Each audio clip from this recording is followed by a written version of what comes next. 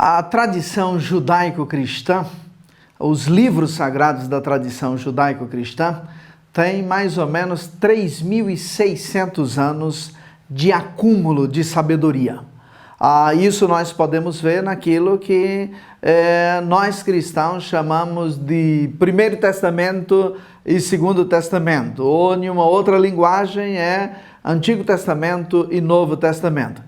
Nestas páginas destas duas tradições, podemos observar livros de história, de literaturas diversas, de uma sabedoria que perpassa e tem acompanhado e contribuído para o enriquecimento do patrimônio espiritual da humanidade nesses últimos 3.600 anos. Hoje, gostaria que nós pudéssemos tomar um único versículo da tradição cristã que se encontra em Gálatas, no livro, na carta, na epístola do apóstolo Paulo aos Gálatas, no capítulo 5, o versículo 22. Somente o versículo 22, que diz: mas o fruto do Espírito é amor, alegria, paz, paciência, benignidade, bondade, fidelidade. Vamos até o próximo versículo 23. Amabilidade e domínio próprio. Contra estas coisas não existe lei, não há lei. Há muita discussão sobre esse texto, especialmente quando se vincula aos versículos anteriores. Por exemplo, quando se pensa em fruto do Espírito, no geral, todas as traduções ou versões da Bíblia diz que é fruto, é como se fora um único fruto dividido em diversas partes. Eu deixo essa polêmica para outros e deixo isso com você. Minha intenção nessa conversa aqui é a gente poder pegar cada uma dessas palavras a partir do texto grego e podermos dialogar e compartilhar um pouco um com o outro.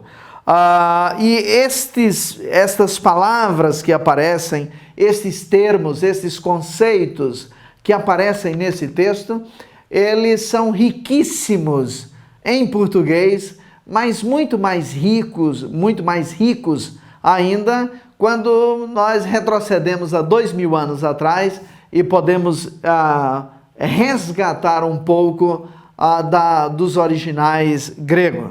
Por exemplo, a palavra amor. Há diversas palavras no grego para amor. Há o pragma, que é o amor pragmático. Me convém, é o amor de conveniência. Me convém estar com essa pessoa. Me convém estar nesse lugar. O que é que eu ganho ou vou perder se eu deixar ou se eu ficar com essa pessoa? Então é o amor pragmático. Mas há o amor eros, de erótico, de sexual. Há um outro tipo de amor que é o amor storge, o amor filial, entre pai e filhos, mãe e filhos e filhas. Então é o amor filial. Há o amor filia, que é o amor entre amigos. O amor entre amigos de um modo geral. De fato, há uma história muito interessante a respeito do nome Filadélfia.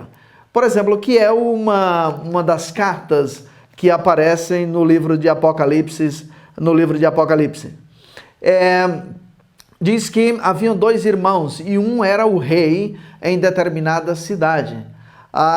E o irmão, o rei foi para a guerra e lá foi capturado. E só que ninguém sabia, porque nenhum dos que foram à guerra voltou. Imaginaram que o rei tinha morrido. E o irmão assumiu o reinado daquela cidade no lugar do rei que supostamente tinha sido morto. Anos depois, o rei que estava aprisionado conseguiu libertar-se e voltou à cidade. Quando voltou, o irmão, gentil e generosamente, sem nenhum apego ao trono e ao poder, saiu do trono e devolveu o trono ao irmão. E o irmão colocou o nome naquela cidade, mudou o nome para Filadelfos. amor ao irmão, aquele que ama ao irmão, aquele que ama ao amigo. Mas a palavra que aparece aqui em Gálatas 5:22, como sendo fruto, o primeiro fruto do Espírito, amor, não é nenhuma dessas palavras, é a palavra ágape, ou HP, depende do seu professor de grego, que é o amor incondicional. É o amor que não impõe condições. Esse tipo de amor é geralmente aplicado a Deus. Não há nada que você possa fazer para ser menos amado por Deus ou mais amado por Deus. Não há absolutamente nada. Você pode dar mais dízimos, isso não vai fazer você mais amado por Deus. Você pode dar mais ofertas, isso não vai fazer você ser mais amado ou menos amado por Deus. Você pode frequentar mais cultos, fazer mais vigílias, isso não vai fazer você ser mais amado por Deus. O amor de Deus não sofre variação ou variações. O amor de Deus é contínuo e constante, porque é o amor ágape. Você é amado não porque se tornou cristão, mas mesmo quando você não era cristão, Paulo nos lembra em outro texto, que diz que ele nos amou quando nós ainda éramos pecadores. Quando nós ainda éramos pecadores. Outro texto vai dizer, nós o amamos porque ele nos amou primeiro. Então, o amor ágape é o amor incondicional. Descreve uma nova atitude, tanto para com Deus, mas também para com o próximo. Então, é um amor que está na vertical, mas que tem implicações na horizontal. O fundamento desse amor ágape pode ser encontrado no Evangelho segundo São Mateus, no capítulo de número 5, Mateus 5, os versículos de 43 a 48. 43 a 48, que diz assim, ouvistes o que foi dito, amarás o teu próximo e odiarás o teu inimigo. Eu, porém, vos digo, amai os vossos inimigos. O que é amar nesse contexto? Esse amor ágape, incondicional, que não depende do que o outro faça por mim ou contra mim. Amai os vossos inimigos. Tratai bem os vossos inimigos e orai por aqueles que vos perseguem. Não é algo simples, não é algo fácil, mas é algo que nós somos chamados a fazer. Para quê? Para que Jesus mesmo diz no versículo 45, para que vos torneis filhos do vosso Pai que está nos céus. Porque Deus, assim como Deus, que é ágape, que é esse amor ágape, que faz o sol nascer sobre bons e ruins, sobre crentes e incrédulos, sobre quem o ama e sobre quem o rejeita completamente. Nós somos chamados a seguir esse exemplo e fazer o mesmo.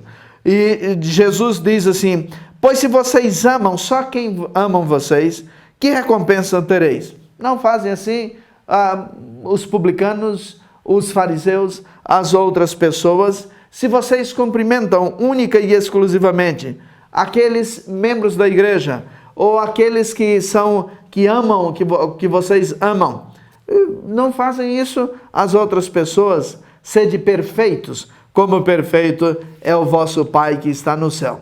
Então, o fundamento desse amor ágape é o próprio amor, é o próprio Deus e é o amor de Deus. O amor de Deus que nos ama independente do que sejamos ou do que nós façamos. É a capacidade, o poder e a determinação de amar as pessoas das quais nem sempre nós gostamos. E aí vale talvez aqui fazer uma diferença entre gostar e amar. Alguém já disse que nós gostamos de coisas e amamos pessoas. Mas, no geral, nós confundimos. Nós amamos as coisas e gostamos das pessoas. O amar é cuidar, é tratar bem. O gostar, eu gosto hoje, posso não gostar amanhã.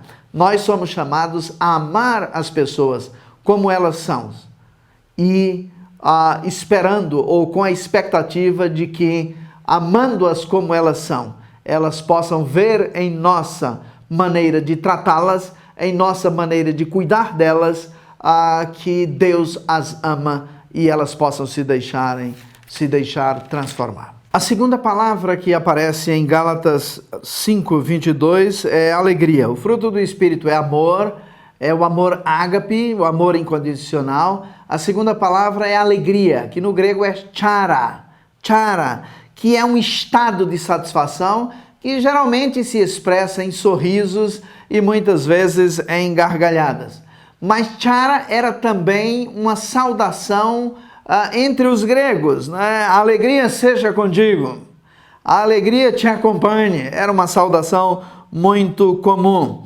Paulo diz em Romanos 14:17 que é também um dos sinais do reino de Deus. Ele diz, porque o reino de Deus não consiste em comida ou bebida, mas em justiça, paz e alegria no Espírito Santo. Então, alegria como um dos sinais do reino de Deus. Quantas vezes nós não saímos de casa para ir ao templo como se estivéssemos indo a um velório, com uma tristeza, com uma cara amarrada, sem um sorriso na face? Quantas vezes nós nem sempre expressamos através da nossa alegria o amor de Deus, ou a alegria de pertencermos a Ele. A alegria é também uma forma de nós demonstrarmos que gostamos de pertencer à comunidade de fé, que gostamos de estar nesse meio, apesar de todos os problemas, de todas as dificuldades. Alguém perguntou ao teólogo Hans Küng o seguinte: por que você não sai da igreja? Ele disse, porque eu gosto de estar nela e porque eu não sou melhor do que ela. Eu sou parte deste povo e eu sou este povo. Então eu me alegro com eles e muitas vezes me entristeço juntamente com eles e me entristeço deles como eles se entristecem comigo. A alegria, essa chara, essa alegria também transcende as situações normais. E independe das circunstâncias. O livro, a epístola a Filipenses, é a epístola que mais contém a palavra alegria. E quem escreveu estava em uma prisão, é uma das cartas da prisão. Então, expressa a alegria, independe das circunstâncias. Você e eu provavelmente conhecemos pessoas que são muito pobres, mas têm uma alegria fantástica, uma alegria contagiante. E às vezes conhecemos pessoas que têm recursos, mas que nem sempre expressam a mesma alegria. A Madre Teresa de Calcutá fez a seguinte afirmação: a nossa alegria é a melhor maneira de propagar o Evangelho. A nossa alegria é a melhor maneira de propagar o Evangelho. Quando as pessoas percebem que nós as amamos incondicionalmente e que nós somos alegres fazendo o que fazemos, elas querem chegar perto de nós para saber, para descobrir qual é o segredo, por que essa pessoa é desse jeito ou está desta forma. Então, sorria mais, alegre-se mais e demonstre mais essa alegria de viver e a alegria de pertencer à comunidade de fé. A terceira palavra é paz. Então, amor, alegria, paz, que no grego é eirene, que é uma tradução da palavra hebraica shalom, que é muito rica, significando paz, harmonia, bem-estar, prosperidade, tudo de bom para você. Então, a palavra paz é um conceito, é um termo que é um conceito, ele tem um conteúdo.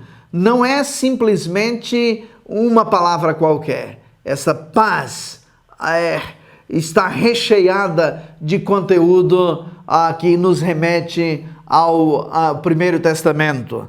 Então tem tudo isso daí.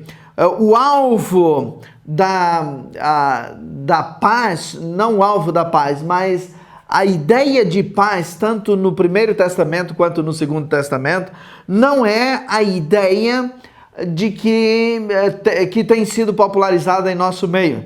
Que nós passamos um pelo outro, graça e paz. A paz do Senhor, e isso não quer dizer muita coisa. É uma saudação cultural dentro da subcultura cristã, que quer dizer bom dia, boa tarde. Às vezes não passa disso.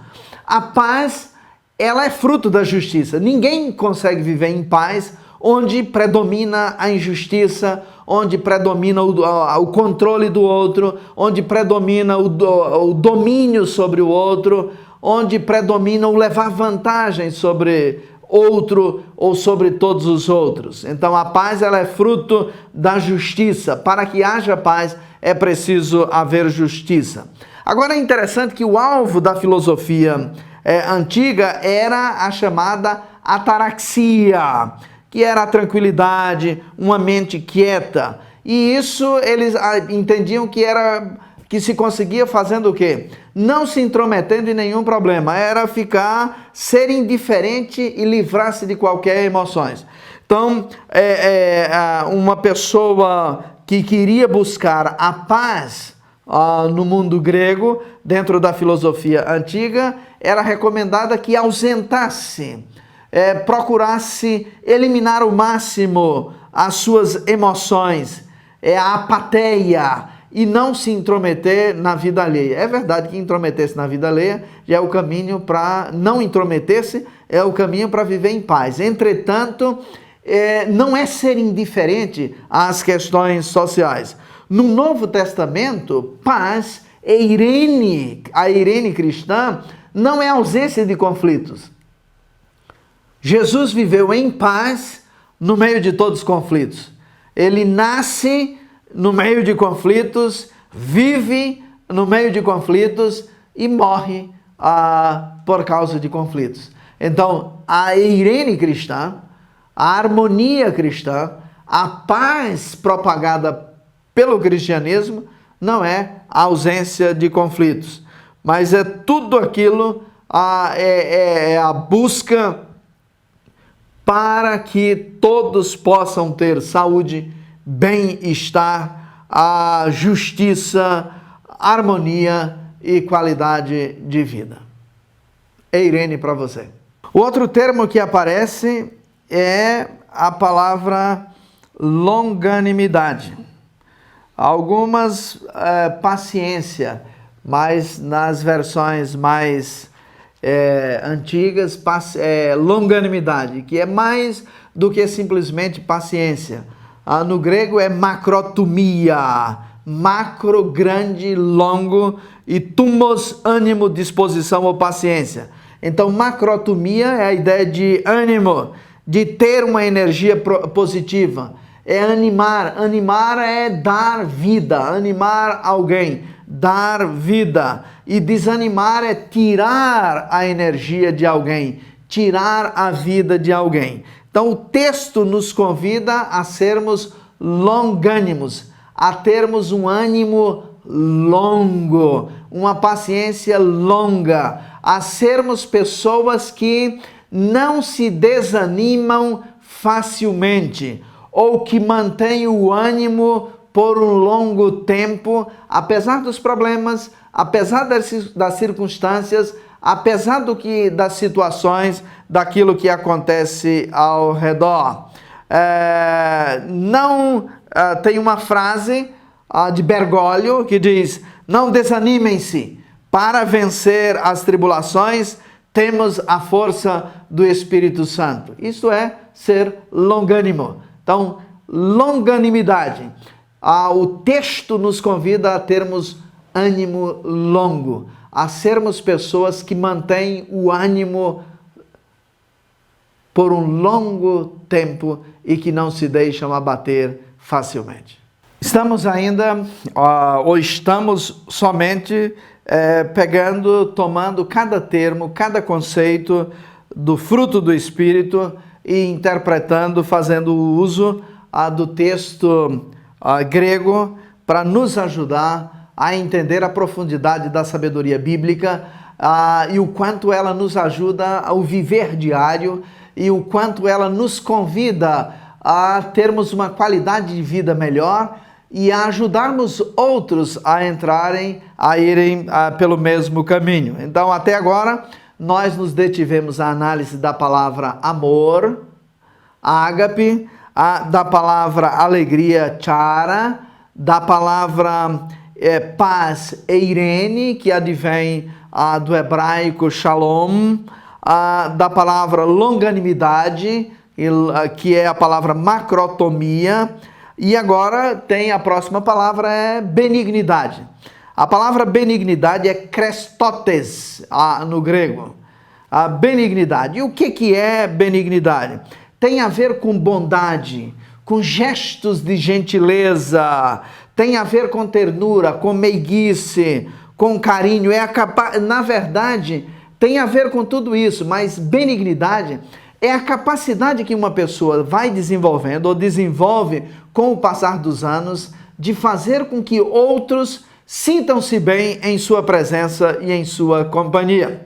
Então, uma pessoa benigna é uma pessoa que todos querem estar em sua companhia, gostam de estar, desfrutam da sua companhia, porque sentem-se alimentados, abençoados, porque sentem-se animados, porque podem participar da sua alegria. Então, é isso que significa a palavra benignidade, krestotes, capacidade de fazer com que outros e outras sintam-se bem na sua presença e na sua companhia. Então, benignidade, a próxima palavra que aparece na lista é bondade. E esta palavra, bondade, agatossune, é uma palavra complexa e tem significado amplo. Ela significa gestos de bondade, mas ela também significa aquilo que é excelente. Buscar excelência no dia a dia, mas especialmente no aperfeiçoamento dos gestos de bondade. Essa palavra, ela é utilizada geralmente em contrastes com maldade. A pessoa faz gestos de maldade e o bondoso tem gestos de bondade. De alguma maneira, essas palavras, esses termos e conceitos, eles são complementares. Veja, amor, alegria, paz, paciência ou longanimidade, benignidade e bondade. A próxima palavra da nossa lista é fidelidade. Vem de fiel ou de fé, pistes, pistel, fé, e significa confiança, confiabilidade, mas também confiável. Então, uma fidelidade tem a ver com um convite às pessoas serem fiéis, um convite a você e a mim sermos pessoas confiáveis, pessoas em que outros podem depositar a confiança e podem confiar que você não vai faltar ou não vai falhar. Tem a ver com lealdade. Isto é o termo, o significado do termo, do conceito fidelidade. Próximo conceito já está no versículo 23, é amabilidade. Prautes, amabilidade. Amabilidade significa manso, suave, pacífico, doce, cortês, calmo, gentil.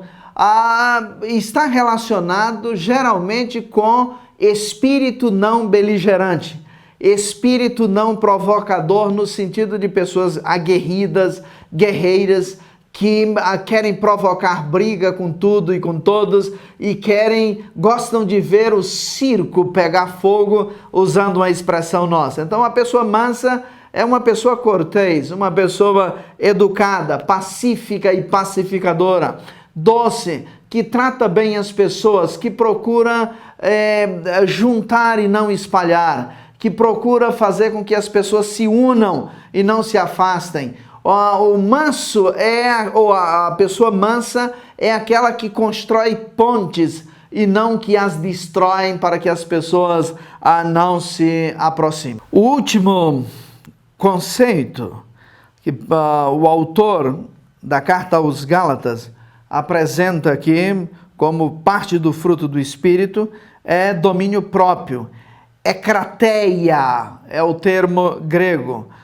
Domínio próprio tem a ver com autocontrole. Autocontrole dentro do contexto aqui sobre os desejos. É algo que se deve aprender por toda a vida. Não é algo que se controla hoje e perde o controle amanhã. É um exercício diário e contínuo para toda a vida. Como você pode observar, um único texto, um único versículo é extremamente rico, atual para os nossos dias. Se nós, como cristãos e cristãs, pudéssemos aplicar e viver diariamente os frutos do Espírito, nós poderíamos fazer com que os nossos lares pudessem ser melhores. As nossas igrejas, as nossas comunidades de fé seriam ambientes muito mais gostosos, prazerosos, onde um poderia ter melhor o desejo, a vontade de estar em companhia do outro. As nossas empresas, ou as empresas onde trabalhamos, também seriam ambientes muito mais saudáveis e de melhor qualidade. Então eu convido você a tentar viver, a tentar aplicar os frutos do Espírito à sua vida diária e tentar viver diariamente isso.